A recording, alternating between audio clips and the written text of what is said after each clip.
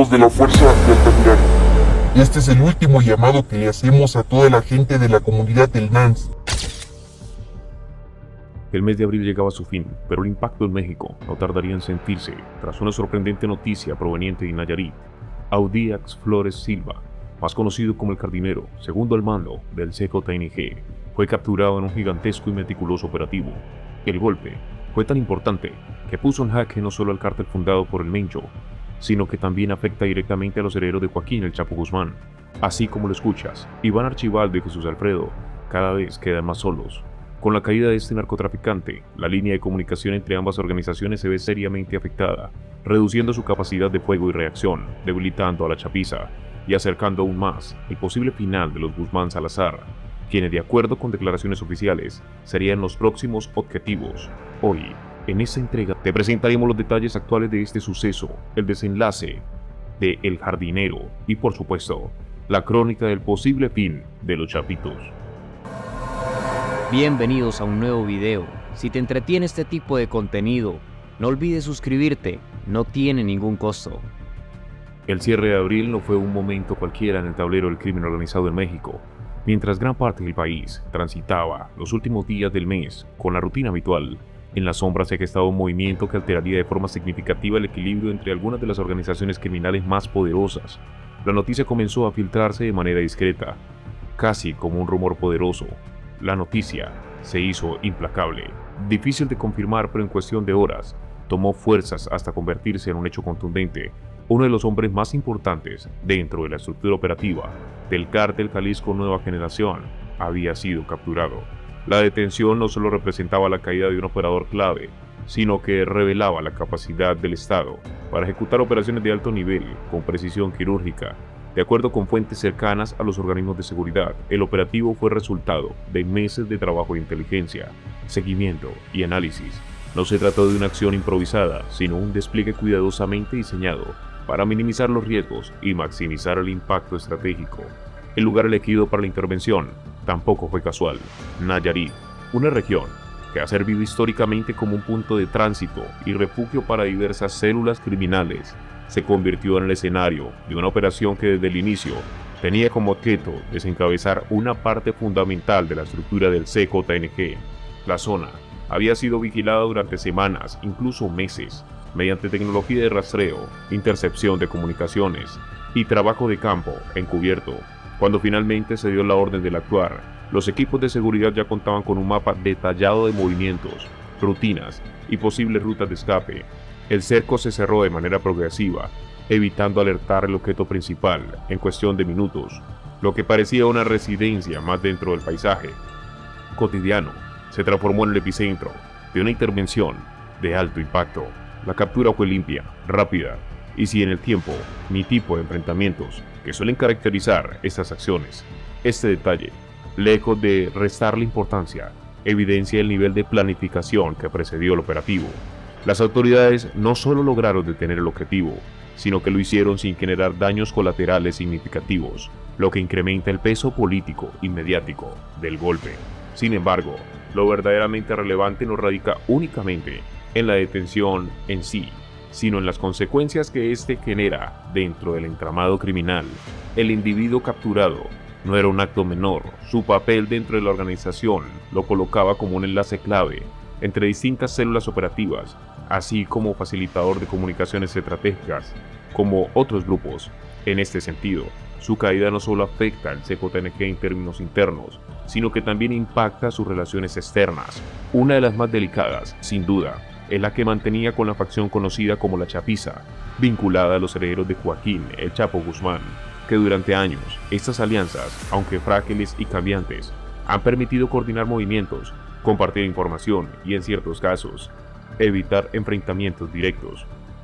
La detención rompe, o al menos debilita de forma significativa, esos canales de comunicación, y en el mundo del crimen organizado la información es poder, y la falta de coordinación puede traducirse en errores operativos, respuestas tardías y una mayor vulnerabilidad frente a otros actores, incluidos grupos rivales y las propias fuerzas del Estado. Para los líderes de la Chapiza, el golpe representa un escenario complejo. La pérdida de un enlace estratégico implica no solo la necesidad de reorganizar la red de comunicación, sino también de evaluar la confiabilidad de otros intermediarios en un entorno donde la traición es una constante. Cada movimiento debe ser calculado con la extrema cautela. Además, el debilitamiento de una organización aliada puede tener efectos indirectos en su propia capacidad operativa. Menos coordinados significa una capacidad de respuesta conjunta ante amenazas externas. Esto abre la puerta a que otros grupos intenten ocupar espacios que antes estaban protegidos por acuerdos implícitos o explícitos. El impacto también se extiende al plano simbólico. En el universo del narcotráfico, las capturas de alto perfil no solo afectan la estructura operativa, sino que envían mensajes claros, tanto a aliados como a enemigos. La narrativa de invulnerabilidad se resquebraja y con ella la percepción de control absoluto sobre determinados territorios. Por otro lado, las autoridades capitalizan este tipo de acciones como muestra de eficacia en un contexto donde la seguridad es uno de los temas más sensibles para la población. Golpes de esta magnitud refuerzan la idea de que existen avances concretos en la lucha contra el crimen organizado. No obstante, también plantean interrogantes sobre la sostenibilidad de estos resultados a largo plazo. Históricamente, la captura de líderes o figuras clave no siempre se traducen en la disminución permanente de la violencia.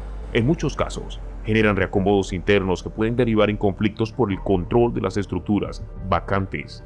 Este fenómeno, conocido como fragmentación, ha sido observado en múltiples ocasiones en distintas regiones del país.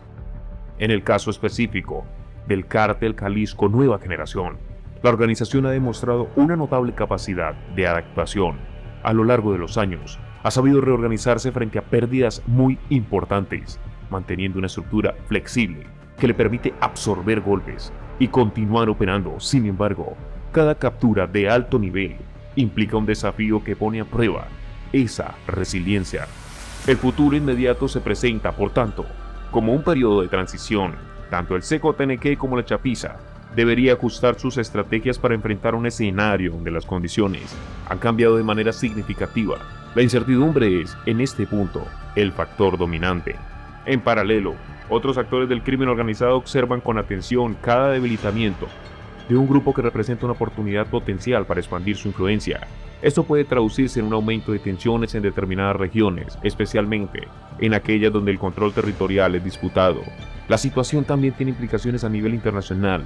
Las redes de narcotráfico no solo se limitan a las fronteras nacionales y cualquier alteración en las estructuras de los cárteles puede afectar la dinámica del tráfico hacia otros países. Esto explica el interés de agencias extranjeras en este tipo de operativos y en sus consecuencias posteriores. Desde una perspectiva más amplia, el evento pone de relieve la capacidad de fenómeno de narcotráfico en México. No se trata únicamente de organizaciones aisladas, sino de un sistema interconectado, donde las decisiones de un grupo pueden tener efectos en cadena sobre otros. En este contexto, la captura de una figura clave se convierte en una pieza dentro de un rompecabezas mucho mayor. Sus implicaciones van más allá del hecho puntual y se proyectan hacia el futuro, condicionando los movimientos de múltiples actores. A medida que se conocen más detalles sobre el operativo y sus resultados, también se abre el debate sobre las estrategias de seguridad. ¿Es suficiente con desarticular liderazgos o se requiere un enfoque más integral que aborde las causas estructurales del problema?